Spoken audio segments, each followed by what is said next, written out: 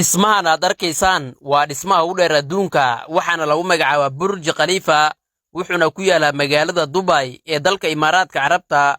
Burj Khalifa dhererkiisu waa 828 mitir wuxuuna ka kooban yahay 163 dabaq, halka dabaqyada hoose iyo kuwa dhexe ay ku yaalaan hoteelo waaweyn, guryo raaxo ah, xafiisyo iyo goobo ganacsi. Dusha sare waxaa ku yaala observation bag caan ah oo ka mid ah meelaha inta badan ay tagaan dadka soo booqda dhismaha, yacni waa dusha sare ee dabaqa waxaana laga arki karaa dhammaan magaalada Dubai oo dhan.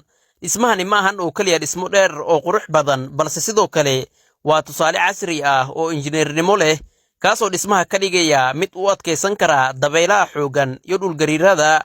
Dusha sare ee dabaqani waxa uu ka samaysan yahay muraayado casri ah iyo aluminium ka hortaga kulaylka, halka gudaha uu ku jiro nidaam tiknoolajiyad sare leh oo cabira dabaysha, dhulgariirka iyo cadaadiska hawada. Sidoo kale wiishka dhismahani ku yaala waa mid ka mid ah kuwa ugu xawaaraha badan dunida, isagoo ku gaarsiin kara dabaqyada sare daqiiqado gudahooda.